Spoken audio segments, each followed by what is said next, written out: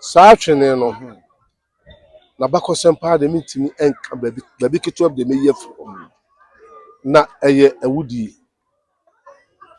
esanse yewura nko anya sa oni na brafo ene me aprede hene ene ekonyaso afo hene ene nana da ebo so ene hyewo hene yewo ahemfo a omo sabi ahemfo a omo wo sekan bi ehye frefra mu kum abempon Asantema UK ukuma pimo a apem beba me o da no udi ni udi bre pacho the frame bafo osai twafo ya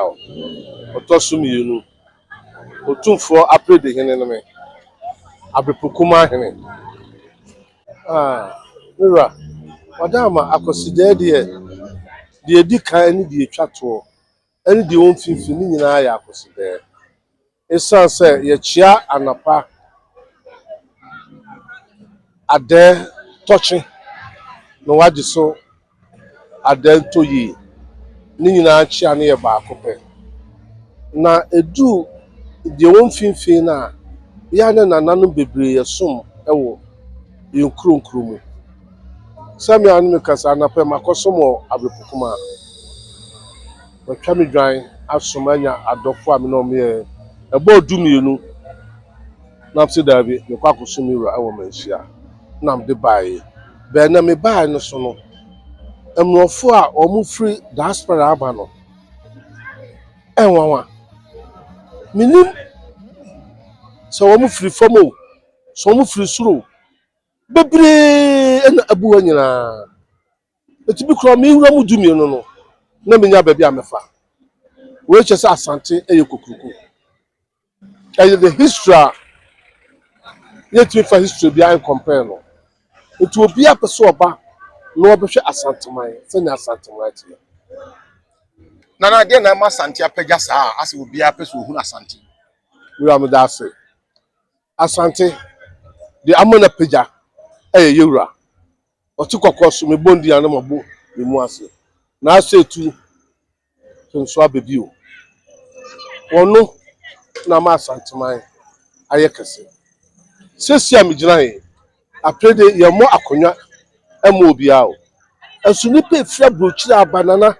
bo akonwa mame na fefa ko tra brochiri me fa mama nhia bo akonwa mame fa ko tra brochiri adentra yewura hwe so atini obai afan no koy osi akra na okochia president na nipa a wo ba no eden opimso abebi ho no obai yewura na se to abebi o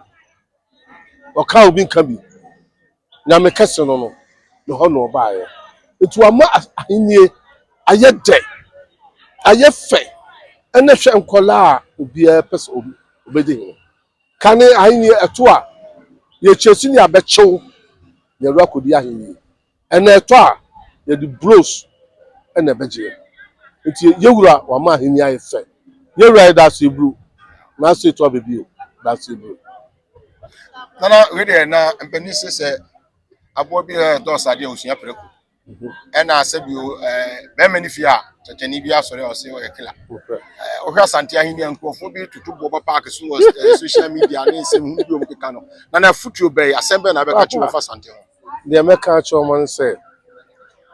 broni kaka sabi say if you can't beat them join them why ene beso besin asanteman sabi so sabi nyaado yewura ana panisa me ate say senye se osai adima prempe aye yewura nana a oforiata ebe ka kire ne say misro beka ho na ye nyina ye independent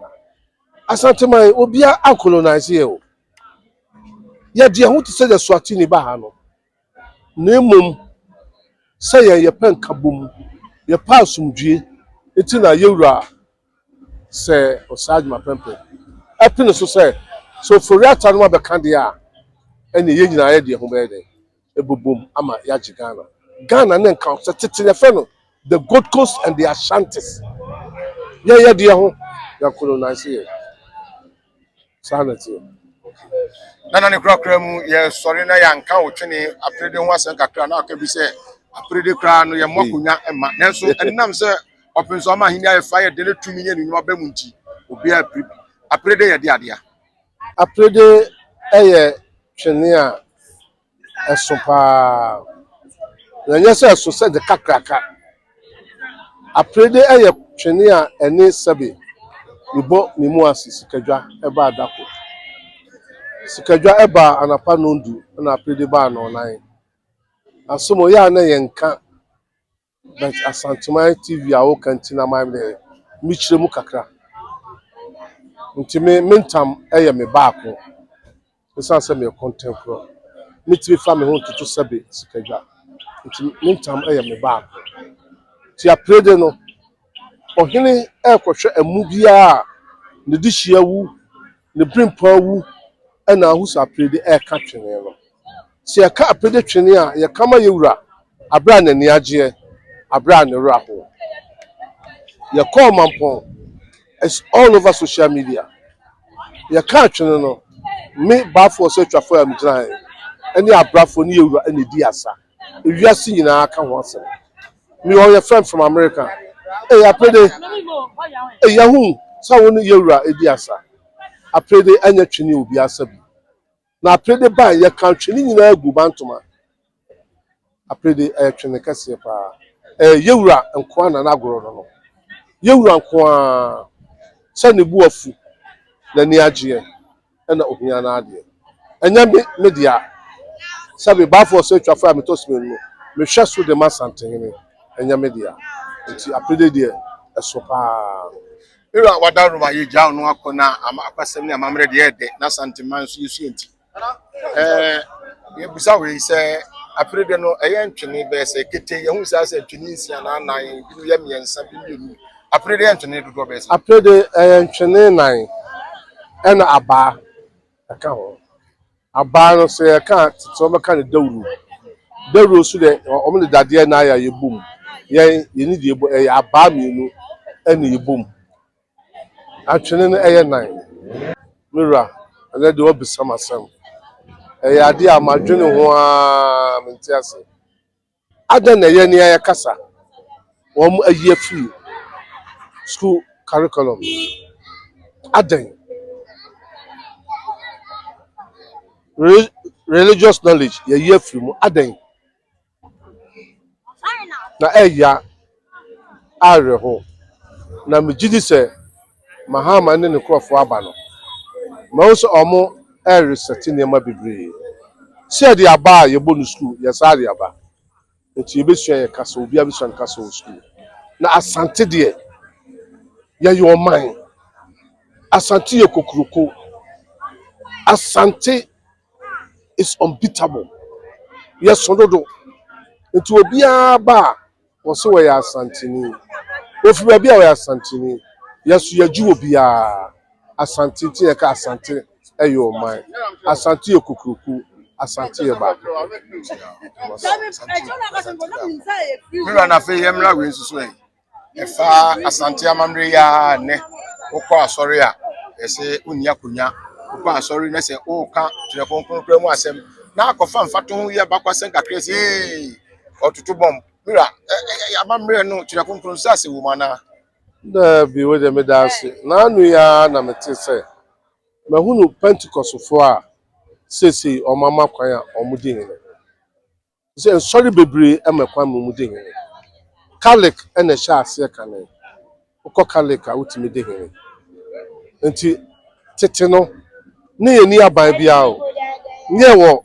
ahemfo ene asofo ene buman omo pa omo Bible no omo ko chinkohwe na prime minister o ebi ni o eye ahemfo King Saul, King Solomon anya King Solomon the second awe otumfo yewura opinso onu the King Solomon second ona aba enti aban de ebetu ye kwam politics ebetu ye kwam ka ye de ne ahenie ene asofo tenti na asofo no sesi o mama kwan ama wo ye elder wo ye hwan yo akonya wo fie na to a o mama akwa ma akodi Pentecost so ashase o me sa de ade that first na ni ho na fe de mu hyase so o mahunu se san ko fa yinchi yɛnkyi koraa na sɛ ɛno na yɛde tete yɛn yɛde atete yɛn afiri tete nti ɔmo pa kyɛ yɛn nananom a ɔmo bɛsom yɛ sɛbi pokuwari katakyie ahemfo akɛse ɔmo ba twum ne antwinum ne ɔmo ba yɛn nyinaa no nti ɔmo bɛkɔ yɛn ɔmo bɛkɔ abosam gyemana bible ɛba dabe bible baa na ɔmo nyinaa ɔmo ni hɔ na ɔmo kɔ nti bible ɛbɛtoo yɛn ɛbɛhyɛ ɛsom ne ma bible baa solomon baa david baa nti ɛbɛhyɛ ahennie ma ti ahennie deɛ ntumi ntwa mu da ti na ɔmo asae de akɔ akɔfa aba no nti yɛda ɔmo ase ɔmo nkɔ so na ɔmo ma yɛmfa yɛn ntoma pɛmfra sɛ ɔman ghana asanteman a ɛyɛ yɛn nyinaa dea na wase sukuu nso borɔfo no dɔɔso mpanin nso sɛ owurɛ fi wúlò fún hwea bɛn a wúlò Owura awùjọ Jabase. wúlò ɛkyerɛkyerɛfoɔ anaasɛ minister of education afutuo bɛyɛ nyina no nso ɔde bɛ ma na n'aka ɛdeɛ kyerɛ na sɛ n'ahyɛ deɛ ka mɛtumi aka ne sɛ ɔmo mmɔ mmɔden na sɛbe obiara kurom kasa no yɛnkyerɛ no school mekɔ Holland 1986 mekɔɛ no ɔmo ka 2 languages ɔmo ka Netherlands ɛna English yɛtena mu a edu 90s no ɔmo sɛ ɔmo ka Netherlands a yɛ ma passport nti obiara kɔ school so ɔmo sɛ adu so ka wɔn no kurom kasa sɛnɛ yɛ ma passport adi na yɛ kurom kasa yɛ to akɔnɔ tumi deɛ futu a mo de ma mo sɛ minister of education ɛne wɔn a wɔn ka bi ɛwɔ mu nyinaa no wɔn mmoa yɛn na obiara nka ne kurom kasa yɛnka twi yɛnka ɛwɛ yɛnka ga ɛwɔ schools nyinaa mu esan sɛ asanteman ha nyinaa obiara ka twi obiara ka asante nti wɔn mmoa na yɛn nana no wɔn ba no wɔn gya sɛ speak english no english na yɛde kwan english yabakɔsɛm wɔ mu ana yabakɔsɛm ɛne english mu yabakɔsɛm ɛwɔ mese emu nti wɔn mmoa yɛn na yɛnka mese.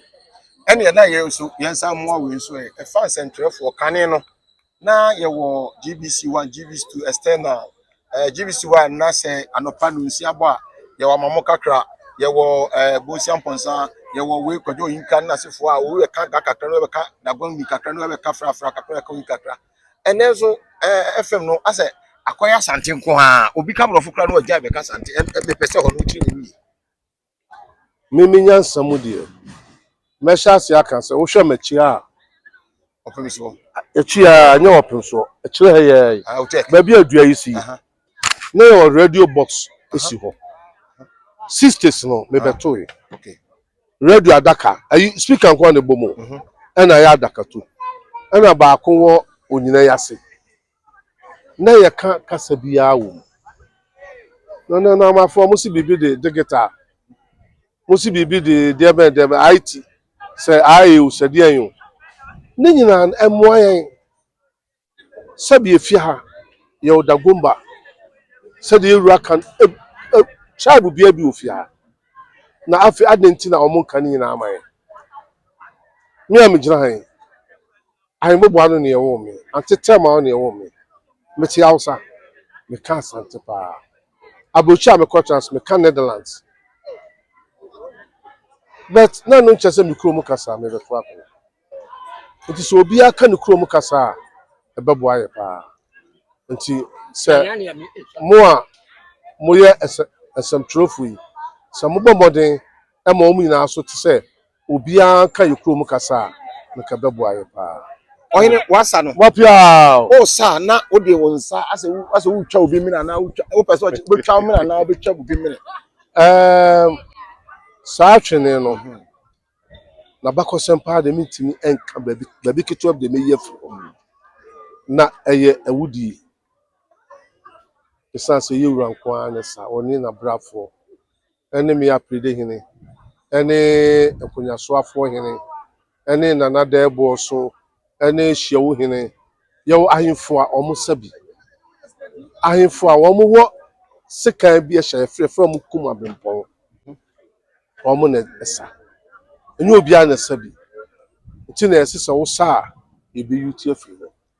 usa ebe yuti na ye ko akire na ye wada na ye de fire nsem na ye twatiri saa na te ntini obi a ne sabe anti say no nsa na yesu say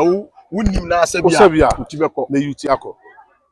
ene say na say hu o say esuru wana nsoro say yensa wasan dia me nsu aha me no ni aso na mum say ba say twene no eka mopia o na say makoha na mi wura ejina mu edi asa na mi wura ni abrafo sa usimu a mentwa uti a de beka so na tete wudi e da ho ewo ho nemum ya modernizing